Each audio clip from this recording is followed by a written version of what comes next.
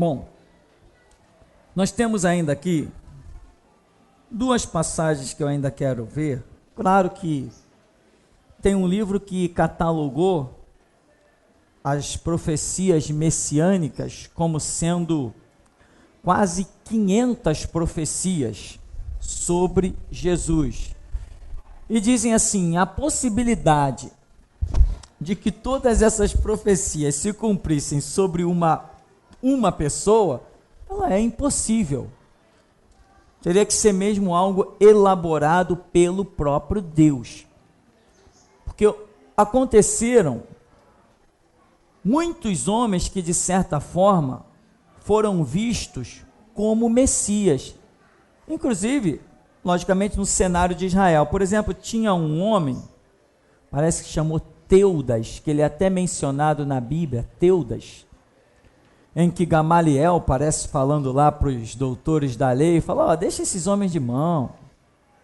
Não teve um assim que arrebanhou uma grande multidão, mas ele morreu e acabou a história, cadê? Teve também o Teudas e tal, que também arrebanhou uma multidão, mas ele morreu, acabou, os discípulos se dispersaram e acabou a história. Então larga esse discípulo de Jesus de lado aí, porque se essa obra é de homens, não vai sobreviver mesmo. E se for de Deus, vocês não vão poder combater? Gamaliel tinha sim um pouquinho de sabedoria, só um pouquinho. Então acabou deixando esse relato interessante, digno de análise. Só que, quando vai se analisar a vida desses homens por aí, nós não vemos sobre ele o cumprimento de todas as profecias, como todos os detalhes da vida de Jesus. As profecias messiânicas falam do pré-nascimento de Jesus, até o momento que ele é gerado, até o momento que ele nasce, a cidade onde ele vai morar, a cidade para onde ele vai viajar, de onde ele vai voltar. Caramba, fala da sua morte, fala da sua ressurreição, fala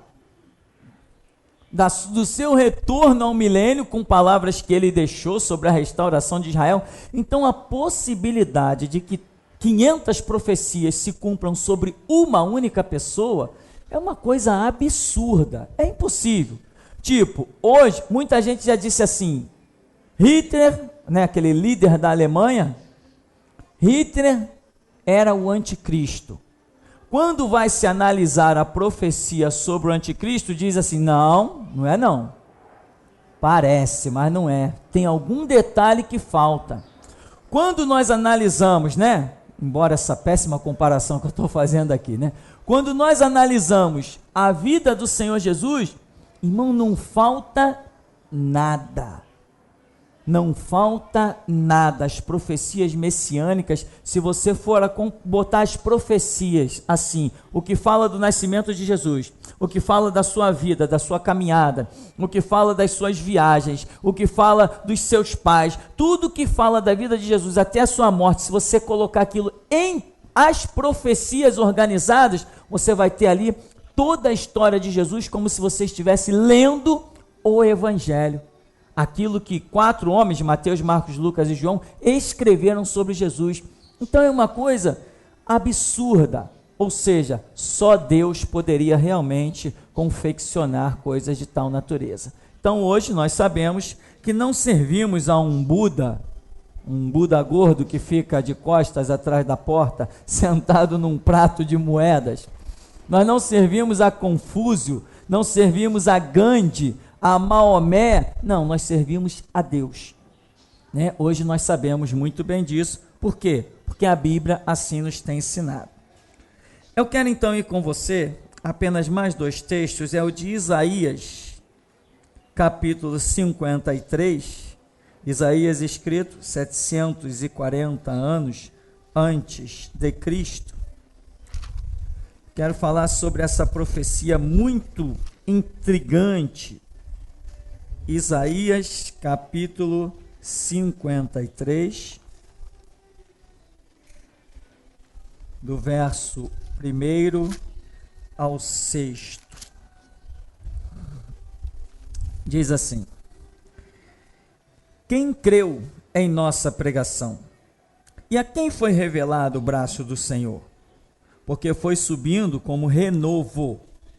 Veja bem, a palavra renovo, ela é muito interessante. Você deve procurar entender bem o significado desta palavra, tá? Então ele foi subindo como um renovo perante ele e como raiz de uma terra seca. Não tinha aparência, nem formosura. Olhámo-lo, mas nenhuma beleza havia que nos agradasse. Era desprezado e o mais rejeitado entre os homens, homem de dores e que sabe o que é padecer. E como um de quem os homens escondem o rosto, era desprezado, e dele não fizemos caso.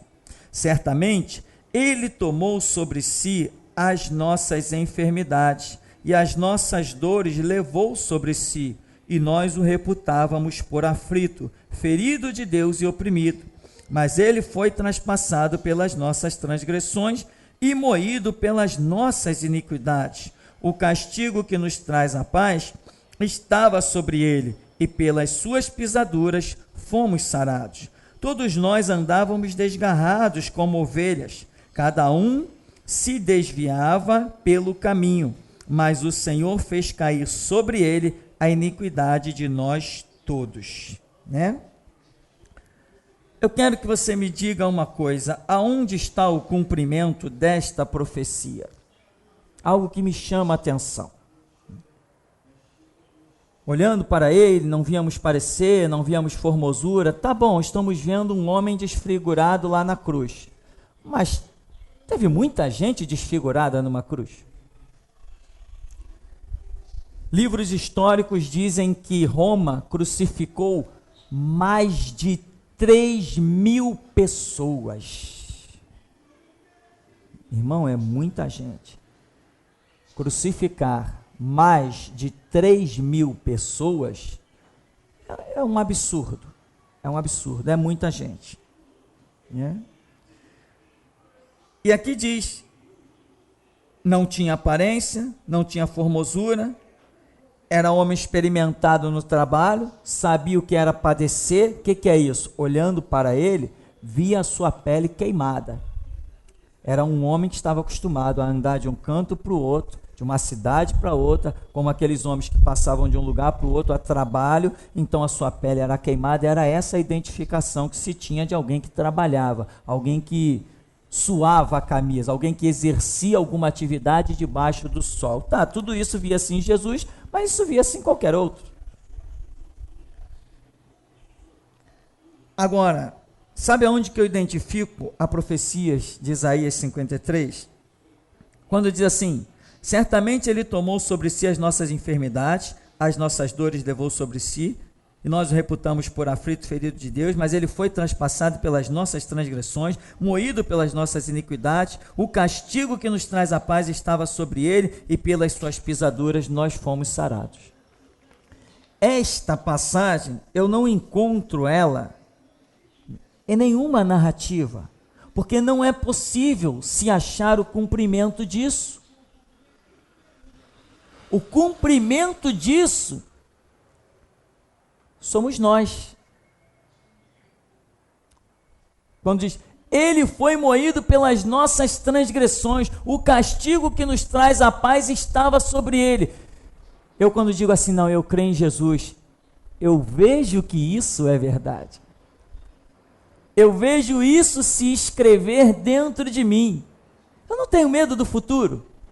Eu não tenho medo de que um dia os meus pecados pulem na minha frente e me condenem. Não, porque ele levou sobre si as minhas transgressões. O castigo que me traz a paz estava sobre ele. Então esta é profecia que ela é escrita dentro de nós. Não é uma profecia que você vai achar em livro. Nem adianta os outros te falar: olha, Jesus nos dá a paz. Não, eu estou em conflito. Não, que paz é essa que essa pessoa está falando? Mas a partir do momento que você pula para a fé, entra no reino, você vê Isaías 53 se cumprindo na tua vida. É aquela testificação do Espírito Santo. O Espírito testifica com o nosso espírito que nós somos filhos de Deus. Não é uma coisa que você ache historicamente. Isaías 53, você não acha ele historicamente, alguns detalhes aqui. Você só acha ele na prática, na vivência. E o que eu vejo? Eu vejo que as profecias messiânicas e a história do cristianismo, ela não é apenas uma história escrita. Ela é uma história espiritual. Ela é uma história que não gira por fora de mim, ela gira dentro de mim também. Porque aonde nós vamos achar escrito isso aqui, ó? Ele foi oprimido e humilhado, não abriu a sua boca, como cordeiro levado ao matadouro, como ovelha perante seus tosqueadores, não abriu a sua boca. Por juízo opressor foi arrebatado, e da sua linhagem, quem dela cogitou? Porque foi cortado da terra dos viventes, por causa da transgressão do meu povo foi ele ferido. Por causa da transgressão do meu povo foi ele ferido? O contexto de cima diz que isso tudo geraria paz, alegria. Isso foi gerado em Israel? Não foi gerado em Israel, mas foi gerado em todo aquele que crê. Veio para o que era seu, mas os seus não receberam. Mas a todos quanto o receberam, deu-lhes o poder de serem feitos filhos de Deus. Não é uma profecia detida em questão histórica, em questão de livro. Isso aqui está revelando uma experiência pessoal. Quem faz parte do reino está vivendo o que diz aqui. Está sentindo que as suas transgressões foram postas sobre Cristo. Está dizendo que a paz que nós temos, o castigo, foi imputado a Cristo, que a iniquidade que nós tínhamos sumiu porque Cristo levou. Isso não se acha escrito, isso só vivendo esta realidade. Se alguém aqui nessa noite sente o peso dos seus pecados, está precisando se aproximar de Cristo, não está ainda fazendo parte do reino. Quem faz parte do reino não sente o peso dos seus pecados. Amém, meu irmão? Não sente, não tem como sentir, porque ele levou sobre si. Agora, se os meus pecados me perseguem como um fantasma, é porque eu ainda não estou sendo participante deste reino. Tem alguma coisa que eu preciso vencer. Porque, meu irmão, a Bíblia diz: nenhuma condenação a mais para os que estão em Cristo Jesus, que não andam segundo a carne, mas segundo o Espírito. Não estou nem preocupado se o diabo vai aparecer na minha frente com uma lista. Aliás, que se ele vier com uma lista, eu vou dizer: cadê o resto? Ele tem que trazer uma enciclopédia dos meus pecados, né? Não estou nem aí para ele. Porque de cada pecado que ele mencionar, eu saberei que o sangue de Cristo já me purificou. Então, Isaías 53 é uma realidade que tem que ser vivida, sentida, percebida, né? Já tivemos casos aqui na igreja, já mencionei isso tantas vezes, de pessoas a ponto de Deus revelar. Quando vai conversar com a pessoa, qual é o problema da pessoa? Cometeu um pecado, mas não consegue aceitar o perdão de Deus. Resultado? Estão hoje desviados, porque não se enquadraram no projeto do reino, não conseguiram vencer suas próprias barreiras e as acusações de Satanás. Quando você credibiliza a palavra, você vive isso aqui. Ah, o teu pecado, qual? O teu pecado, que pecado? Quem tem pecado perdoado não tem mais pecado. Quem tem dívida perdoada tem dívida? Não, quem tem dívida perdoada não tem mais dívida. Então, Isaías 53 eu considero uma coisa muito gloriosa, porque eu só vejo exatamente isso se cumprir na nossa realidade de vida. E para concluirmos, fala do nascimento do Senhor Jesus, lá em Miqueias. Miqueias o quê? Quem sabe? Miqueias 5:2.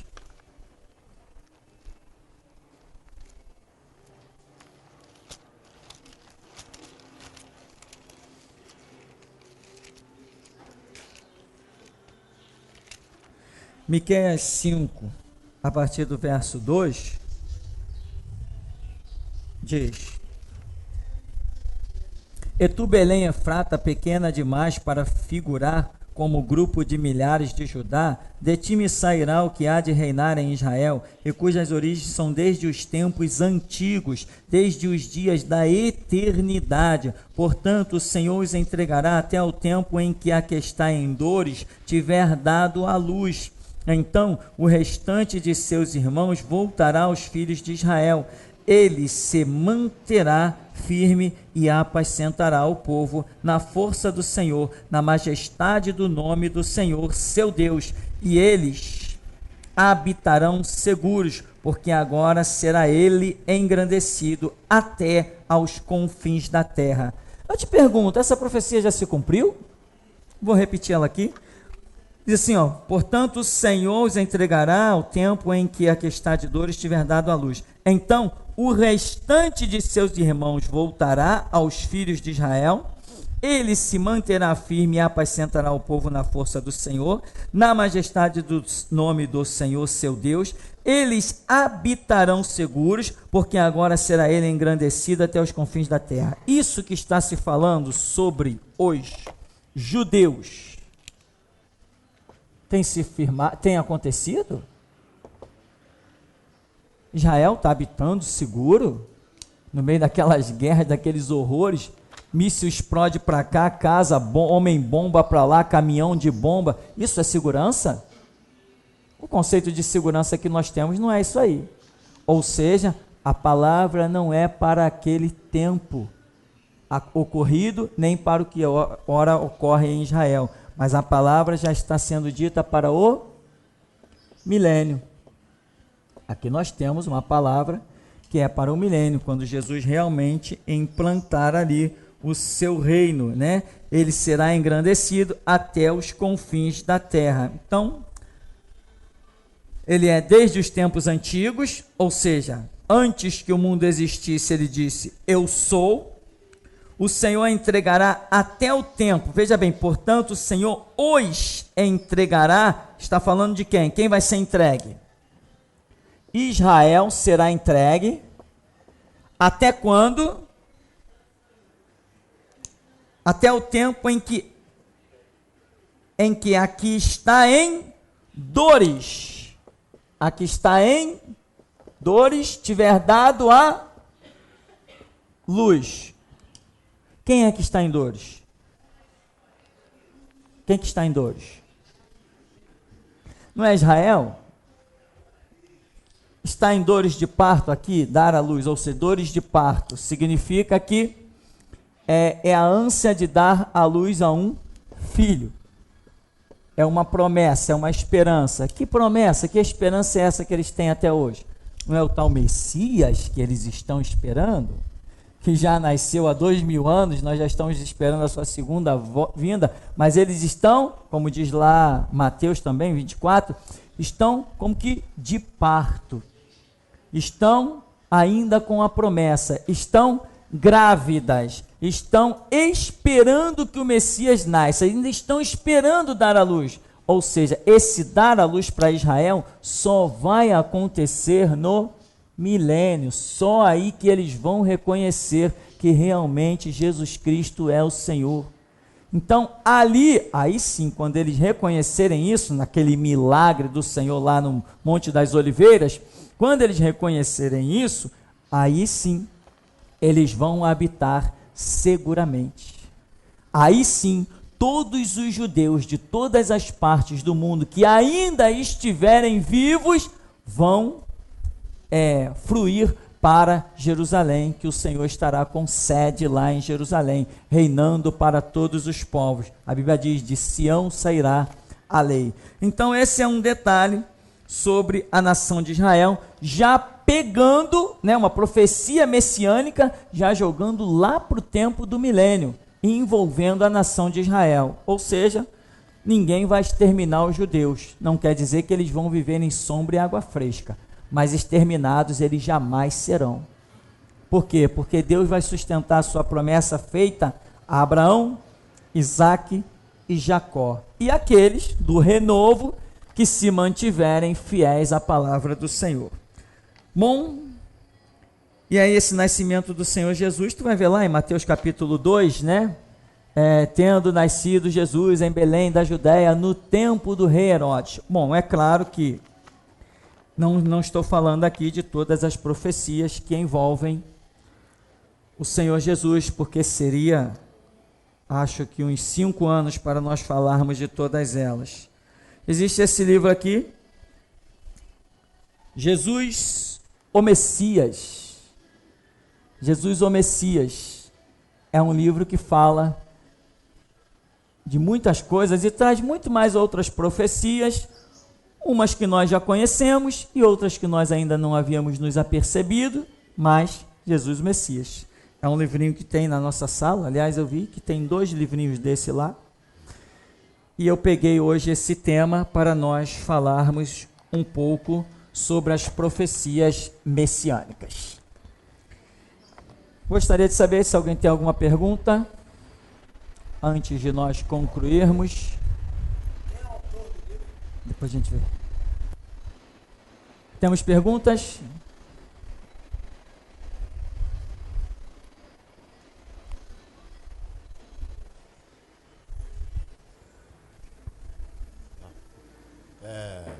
Eu sou Moisés, bom dia. Eu gostaria de saber que a Bíblia diz que no céu teremos surpresas. O senhor falou sobre a Igreja Católica, né, e outras denominações. O senhor avalia que na Igreja Católica, mesmo não praticando, entendeu, a liderança, a cúpula, praticando os deveres que devem ser praticados na Bíblia, porque eles conhecem, mas o senhor acredita que ali há pessoas que serão salvas? Não, de forma alguma.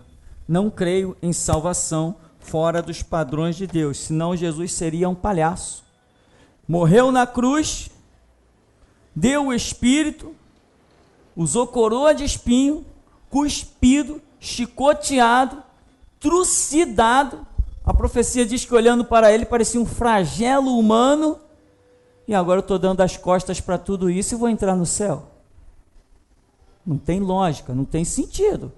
Então eu não preciso pagar o preço de encarar todo um sistema, toda uma sociedade para ser salvo. Eu posso viver na sombra e água fresca, amigo de todo mundo, dou o braço a todo mundo, parceirinho de todo mundo, como dizem alguns pastores pilantras e sem vergonhas. Todos nós servimos a Deus de formas diferentes. Não, quem serve a Deus de forma diferente da Bíblia não serve a Deus, serve ao diabo. Essa é a regra bíblica. O Senhor Jesus trouxe uma regra e nós temos que seguir regra. Então, eu não posso admitir que eu chegue para um católico e abra a Bíblia. Eu não preciso, porque ele tem Bíblia e ele conhece muito bem. Não farás para ti imagem de escultura, não te encurvarás a ela, porque o Senhor teu Deus vai visitar a maldade dos pais nos filhos, até 3ª e 4ª geração daqueles que o aborrecem. Será que nenhum católico nunca leu isso? Acho que leu muito mais do que qualquer um de nós. E, no entanto, eles não estão dando as coisas, não estão ignorando, não estão eles lá se curvando diante das imagens de escultura, não estão eles rezando missa para os mortos, não estão eles acendendo velas para as almas. Não, num cenário desse, nós não vemos Deus, nós vemos o diabo. Então, invocação de mortos, a Bíblia condena e diz que não herdarão os céus que fazem tais coisas. Adoração de imagem de escultura, a Bíblia diz que não herdarão os céus que fazem tais coisas. Os homossexuais, a Bíblia diz, não herdarão o céu que fazem tais coisas. Os que roubam, matam, etc., não herdarão os céus que fazem tais coisas. Então nós não podemos acreditar, não tem como, a menos que a gente vá contra a palavra de Deus.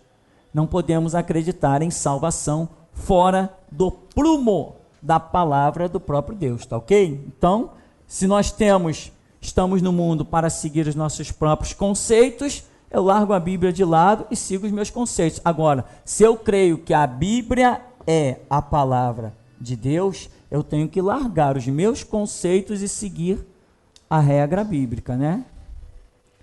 Alguém pergunta? Não? É uma pergunta da Lena. Eu tenho uma dúvida sobre Lucas 16, 9. É a parábola do credor compassivo, né? Tem como dar uma lidinha? Deixa eu ver aqui. Lucas 16, 9. Tá, Lucas 16, 9. Diz: eu vos recomendo, das riquezas de origem iníqua, fazei amigos, para que quando aqueles vos faltarem, esses amigos vos recebam nos tabernáculos eternos. Veja bem, esse texto bíblico, algumas versões bíblicas não colocam ele desta maneira, porque desta maneira realmente fica totalmente infundado. Quer dizer que eu vou ter que utilizar, eu, crente que sirva ao reino de Deus, vou ter que utilizar coisas naturais, riquezas naturais, para granjear amigos, porque vai que eu fico na falta, vai que eu tenho uma queda e, poxa, eu preciso que algum amigo me ampare. Epa, isso aí não faz parte do evangelho. Eu não tenho que fazer gracinha nem cartão postal para ninguém, eu tenho que servir Deus, e ele falou, anda na minha presença que tu vai ver só. Deuteronômio diz o quê? Se tu guardares a palavra, tu vai emprestar para todo mundo, mas não vai tomar emprestado de ninguém. Se tu guardares a palavra, tu é bendito no campo, bendito na cidade, bendito o fruto do teu ventre, bendita a tua amassadeira, tu estarás por cima e não por baixo, tu não vai depender de ninguém, e todas as nações vão ver que tu é chamado pelo nome do Senhor. Isto é Bíblia. Então o texto realmente, ele nos deixa crer como algumas versões bíblicas fazem, ou seja, trazem um tremendo de um ponto de interrogação, demonstrando que aquilo ali é uma pergunta e não uma afirmação. Ou seja, é isso que vocês vão fazer? Que nem aquele camarada? Granjear amigos com as riquezas iníquas? Jesus está fazendo uma pergunta e dando uma bronca, e não fazendo uma afirmativa. Granjeiem amigos com riquezas iníquas.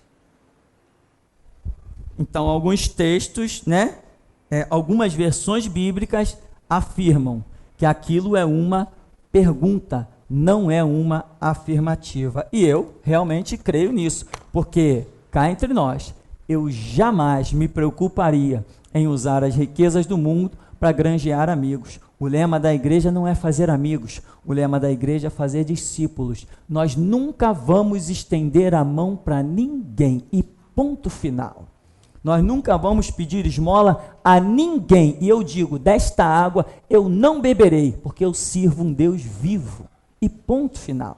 Isto é evangelho, isto é poder de Deus. Ele nos chamou por cabeça e não por cauda. Passei na minha prova, passei na minha luta, posso esperar que daí para frente, meu irmão, se um dia eu fui humilhado, se um dia eu tive que, sofrer, etc., tá. Dentro dos projetos de Deus, lá vou eu, mas nada de que sou um pobre coitado e estou dependendo de alguém para me dar um pedaço de pão. Não é essa a realidade. As provas existem, mas essa mendigância, eu ficar me reservando, eu preciso daquele cara ali, não vai que amanhã, poxa, sabe-se lá, o negócio é ter amigos, Eu não sou político, meu irmão? Eu não faço aliança partidária. Eu não vivo nada disso. Então, o evangelho, para mim, é essa realidade. A palavra ali, de Lucas 16, não estaria dizendo, granjeiem amigos com as riquezas iníquas. Ao contrário, é isso que vocês vão fazer? Granjear amigos com as riquezas iníquas? Tá? Temos mais perguntas? Tem? Pastor, sobre aquela questão que o senhor falou semana passada, tá ligado? Isso que o senhor falou semana passada, sobre que a era da igreja, se encerra, seria em 2033, pela questão de Jesus ter pregado e tal, em 33 anos, mais ou menos, ele ter fundado a igreja. Uhum. Aí eu fiquei pensando assim, porque 2033, se realmente ocorrer, seriam mais 7 anos do reinado do anticristo, o que daria 2040. Uhum. O senhor poderia falar um pouco sobre essa questão do 40, que a gente vê aparecer assim em todo momento na Escritura, e o próprio Jesus, ele foi levado, conduzido ao deserto, ficou 40 dias, 40 noites tentado ali. Realmente isso aí é uma coisa muito marcante, a questão do 40 nas manifestações de Deus, isso aí não tem como negar que isso é muito forte em toda a Escritura, desde Gênesis até Apocalipse. Isso aí é uma coisa impressionante, tá? Então, e fica muito assim, interessante, né? 2033, fim dessa era da igreja, o reinado do anticristo tem mais 7 anos, 2040, tá. Só que tem um detalhe também. Apesar de todos esses números gloriosos, nós temos que, por exemplo, no tempo de Daniel, o calendário não tinha 365 dias mais 6 horas para completar um ano. Não era isso. Eles se utilizavam de o nosso calendário hoje, ele é um calendário, como é que chama? Solar? Solar, né? É, solar. E naquela época era o calendário lunar. Eles não se baseavam em todos os detalhes como hoje a ciência moderna se baseia.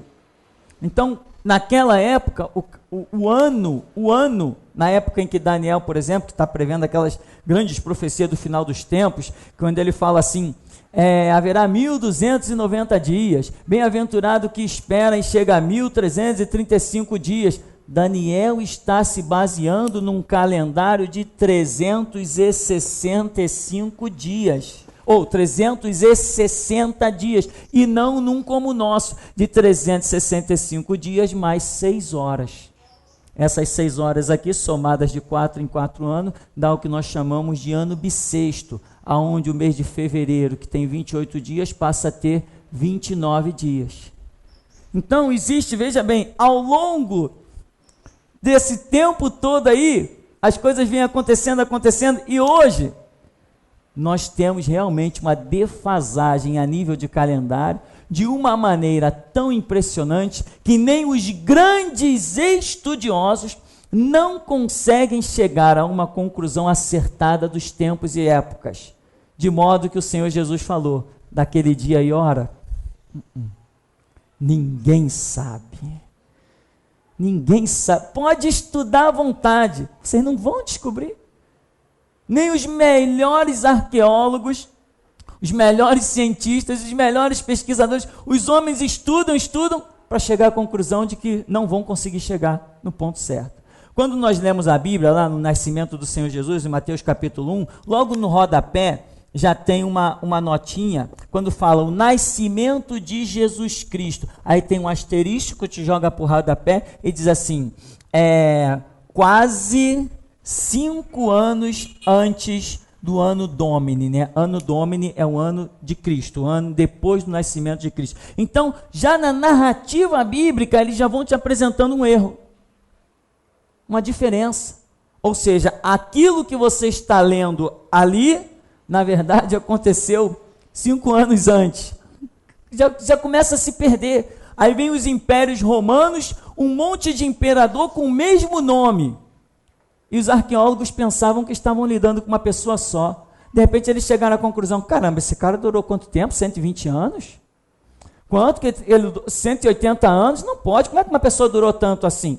Aí chegou-se à conclusão que eles não tinham mais o controle, porque era muita gente reinando com o mesmo nome, eram chamados nomes de dinastias. Então, aquilo que eu falei, né? Supostamente, a igreja vai concretizar sua missão do ano da sua fundação, quando Cristo estava com 33 anos, ele fundou a igreja, quando ele ressuscitou, o evangelho ficou completo com a sua ressurreição, porque não poderíamos anunciar um Cristo apenas sepultado, tínhamos que anunciar um Cristo ressurreto, então ali a mensagem se completa. Dali, mais 2000 anos, daríamos hoje, pelo nosso calendário, 2033 anos. Mas nesses 2000 anos, o que já teve de confusão, meu irmão, que já misturou de calendário inca, maia, asteca, carioca, baiano, tudo que é calendário que tu imaginar já entrou nessa história. Hoje não dá para decidir precisamente, mas o que o Senhor Deus já nos tem dado, que tudo isso acontecerá no século 21. Disso aí eu sei que não vai passar. Isso eu posso apostar a minha vida, encarar qualquer revólver. Jesus Cristo volta no século 21. Qual mês? Não tenho a mínima ideia. Qual ano? Também não sei não. Mas o 40 é algo que sempre chamou a atenção de todo estudioso bíblico. O 40 chama muita atenção. Mas quando se trata de volta de Jesus, até o 40 nos deixa meio perdido, porque os calendários sofreram muitas mudanças. Ou melhor, os calendários, deixou-se de se descobrir muita coisa sobre os calendários. Essa é a verdade. Mas, uma pergunta?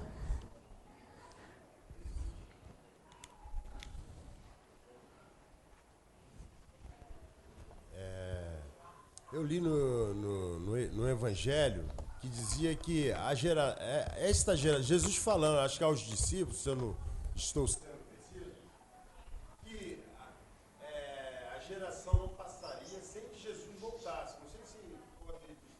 Em verdade vos digo que não passará essa geração sem que todas essas coisas aconteçam. Isso. Qual geração ele quis dizer ali? Ali ele está falando de sinais. Ele falou, haverá sinal aqui, sinal ali e sinal acolá. Então ele falou, quando os sinais estiverem acontecendo, esta geração que estiver vendo estes sinais, não vai passar. Ou seja, que geração é essa? Caramba! Quem está vendo estes tsunamis? Quem está vendo os terremotos que arrasaram com a Turquia, com o Japão, com tudo, com a África? Quem está vendo os terremotos destruir tudo? Os vendavais, os maremotos, os assassinatos, homens amantes de si mesmo, detratores, homens cobiçosos. Quem está vendo isso tudo? Quem está vendo o comércio do tráfico de órgãos? Quem está vendo crianças serem sequestradas, assassinadas, órgãos tirados e vendidos para o mundo? Quem está vendo isso?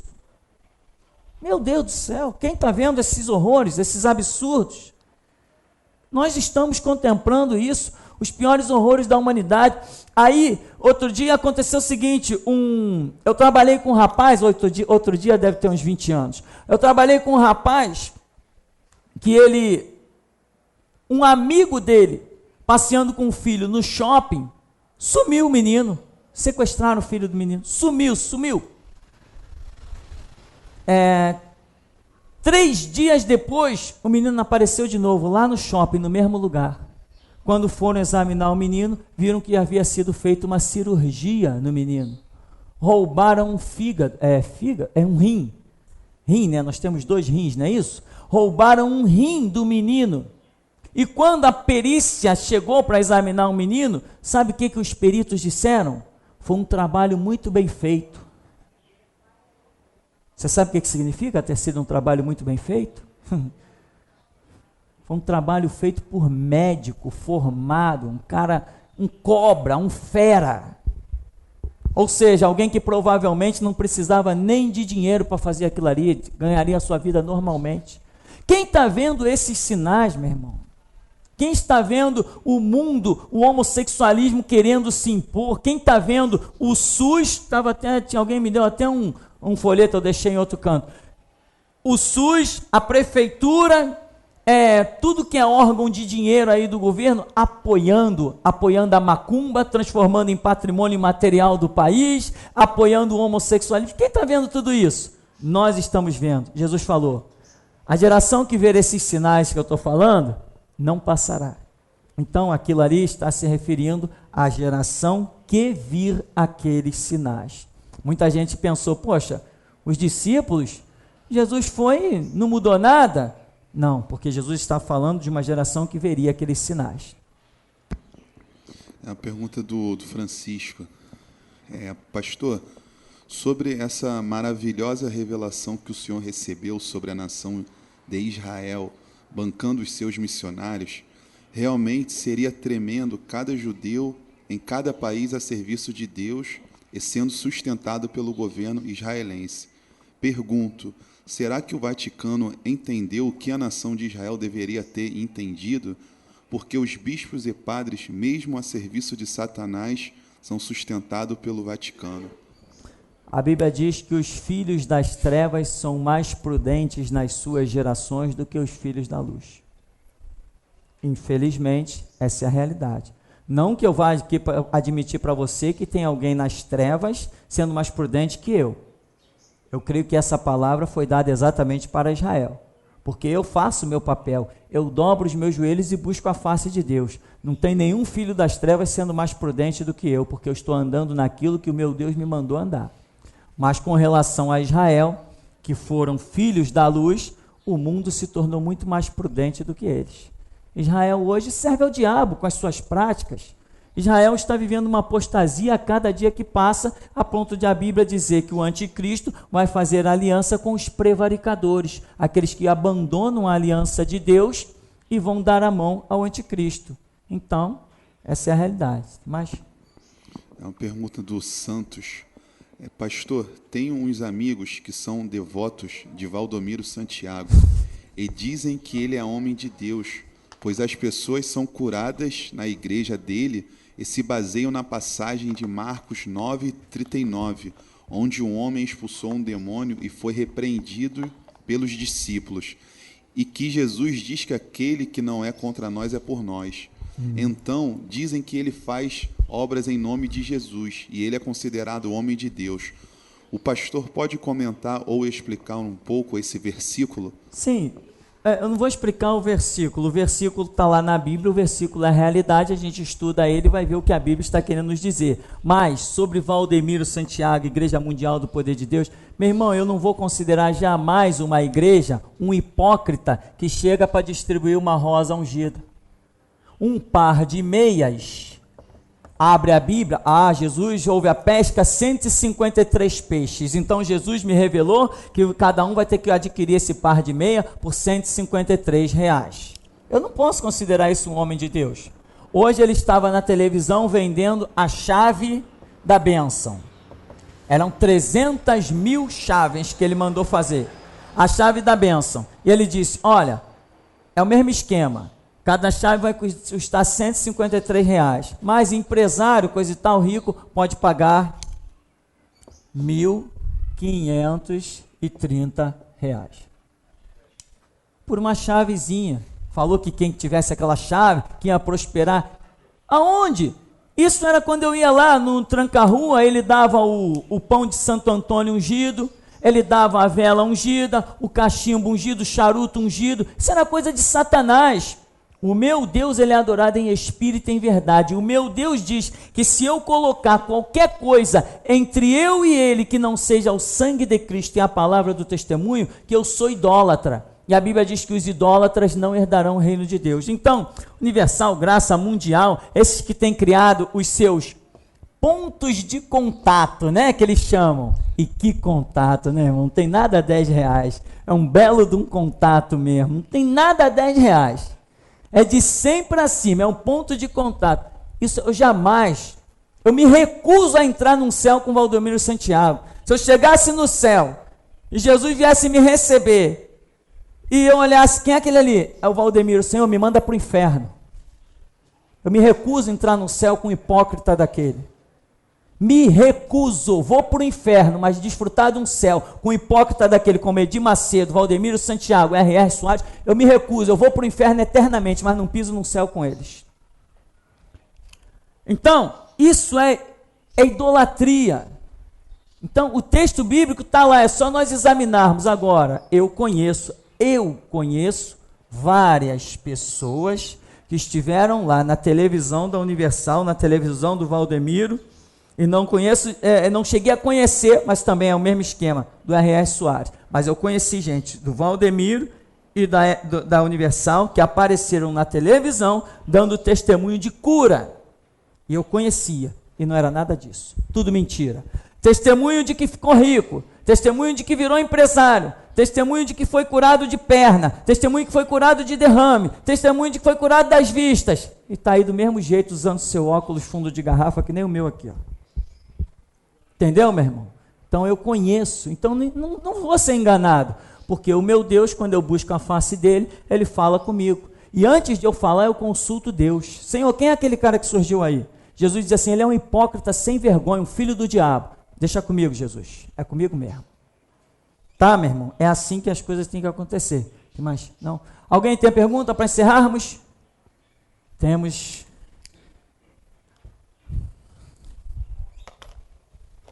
Pastor, o senhor comentou que Israel, né, como nós já sabemos, reconheceu verdadeiramente assim Jesus e não quiseram dar a glória devida, porque ele não era exatamente assim o que eles esperavam, né? Uhum. Eles esperavam um grande Messias montado no cavalo branco, né? Então, assim, nós vemos assim isso se cumprindo hoje nas nossas vidas com a restauração.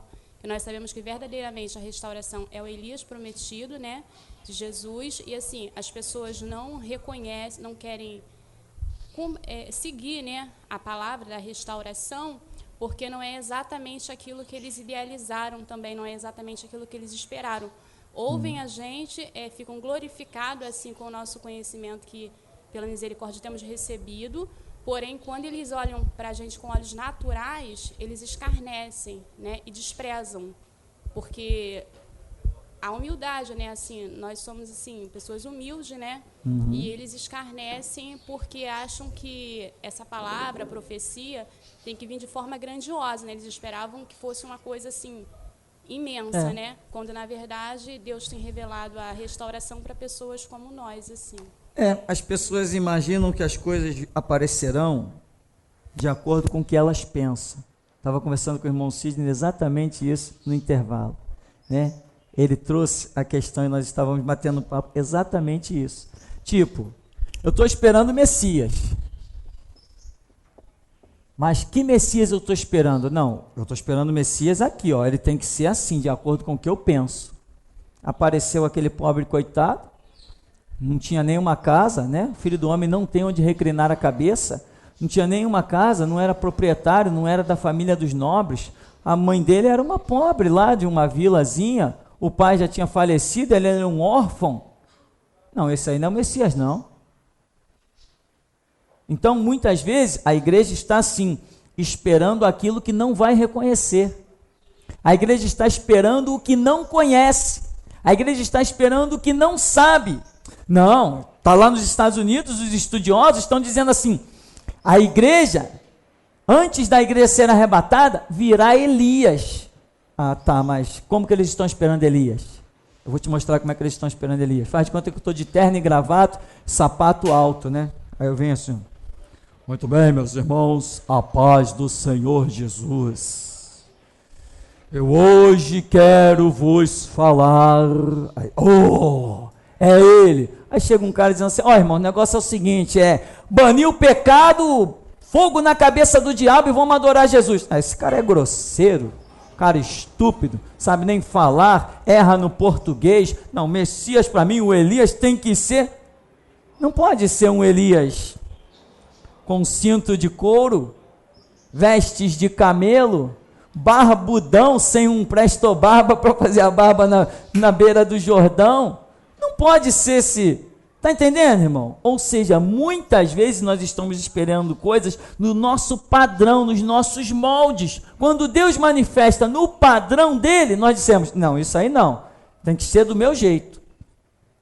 Hoje nós começamos o ministério da restauração, somos a voz da restauração que encerra a era da igreja e quer ouçam, quer deixem de ouvir, eles verão que é assim.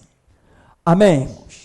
Vamos ficar por aqui então, vamos agradecer a Deus em nome do Senhor Jesus.